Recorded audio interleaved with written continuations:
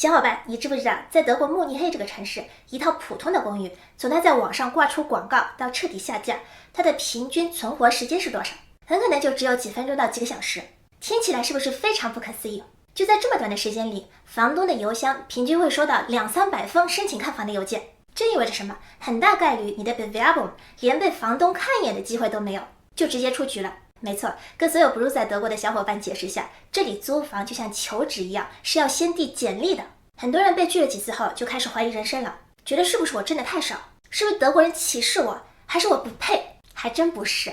如果你没有在德国找过房，你根本想象不到那个卑微的程度。房东就是 HR， 而你是海投简历的求职者。一个稍微正常点的公寓，看房时间就只有30分钟，门口能排起50个人的长队，每个人手里都拿着厚厚的一叠 Mietmap 租房申请材料包，这玩意儿比你的求职简历还厚，里面要有书法、最近3个月的工资单、工作合同，甚至还得有前任房东写的推荐信，证明你能赚钱，人品好，不拆家。你以为材料完美就行了？天真呐！这时候竞争进入了氪金模式，房东或者前任租客会看似漫不经心地说一句：这个安保可是有点旧了呢，但我不想拆。如果你想租这个房子，得把安保课也买下来。你一看，顿时倒吸一口凉气，那是个用了10年的 IKEA 破厨房，甚至还有油渍。更绝的是，报价居然是5000欧，值这个价吗？送你都不想要，那你买不买？这个时候，你要是表现出一丝丝的犹豫，或者想讨价还价，那就基本没戏了。因为另外49个跟你一起看房的人排着队抢着要买，这就是德国租房界公开的秘密：变相入场费 Ablöse。为了租到一个房，你可能得先含泪买一堆破烂。假设你过5关斩6将，房东有兴趣想要多了解一下，那接下来的对话可能会让你3观尽毁。房东会问你：你平时几点下班呢？周末经常有朋友来玩吗？喜欢开 party 吗？做饭频率高吗？油烟大吗？弹乐器吗？养宠物吗？还在试用期吗？工作合同是无限期的吗？甚至是近期会结婚吗？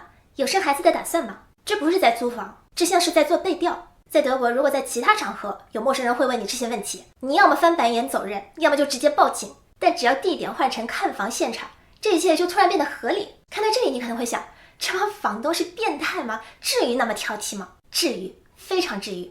如果你在德国做房东，可能会更极端。房东之所以变态，是因为德国的法律。在这里，租房它根本就不是一个简单的买卖，而是一场只要你进门，房东就再也别想赶你走的终身博弈。注意看，这是一把钥匙，在很多其他国家，这不就是开门的金属片吗？但在德国，这把钥匙其实是套在房东脖子上的枷锁。一旦你签了字，这把钥匙交到你手上，恭喜你，这套房子的实际控制权基本上就不属于房东了。房东在面试时有多嚣张，把房子租给你以后就会有多卑微。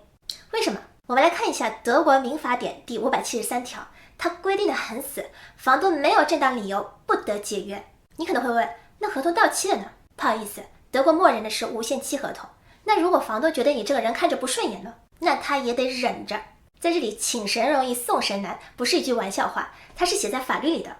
只要你按时交租，不搞大拆大建，你就是这房子里合法的钉子户。房东想卖房可以，但在德国有一个原则叫买卖不破租赁，就算房东换了，你照样住，新房东拿你一点办法都没有。就算你是那种极品租客，天天在家里练架子鼓，或者真的欠了几个月的房租，房东想赶你走，容易吗？依然很难。房东得去打一个叫 Räumungsklage 的清退官司，这个流程拖上1年半载很正常。再加上律师费、法院费，如果是强制执行，还得预付搬家费。房东得先垫付几千到上万欧元的现金流，而且这期间你可能还免费住着。所以房东看着你那张笑脸，心里就发毛，脑子里想的全是那1万欧的律师费。他不是在挑剔，他是在求生。因为作为租客，你进门的那一刻，法律就给你发了2块免死金牌。第一块金牌，想涨房租没门。在德国，房租涨幅必须在法律限定的上限之内，有个神器叫 Mietpreisbremse 房租刹车。简单来讲，在热门城市，新租金通常不能比当地同类房租高出10%以上。当然，新建房和特殊翻修有例外。哪怕你签合同时同意了高价，住进去之后，你依然可以反手发一封信，优雅地告诉房东，你涨多了，请退差价。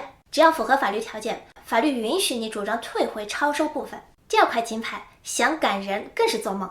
这是房东最绝望的地方。哪怕房子是他买的，哪怕他说要收回来自住，就是 Eigenbedarf， 你只要寄出最终王牌 Paragraph 574 Bürgerliches Gesetzbuch 里的特殊困难条款 Härtefall， 你只要告诉法官，我现在找不到房子，或者我孩子要考试不能搬家，我怀孕了，我身体不好，诸如此类的理由，法院可以要求房东延长租期。在别的国家，私有财产神圣不可侵犯，在德国，居住权才是神圣不可侵犯的。看到这里，你可能发现了一个死循环，正是因为德国法律把租客保护得太好了，进来的就赶不走，导致房东在门口设立了全世界最高的安检门，他必须用批判的眼光去审视每一个人，因为一旦放进来一个错误的租客，那这套100万欧元的房子可能就真的不再属于自己了。但租客想要找到一个家的门槛却被抬得高不可攀，所以法律到底保护了谁？无解。好，既然租房这么难，那在德国买房行不行？请看这支影片。剧透，那很可能是另一个更大的坑。我是小雨，让我们一起在德国做一个清醒的局内人。下次见。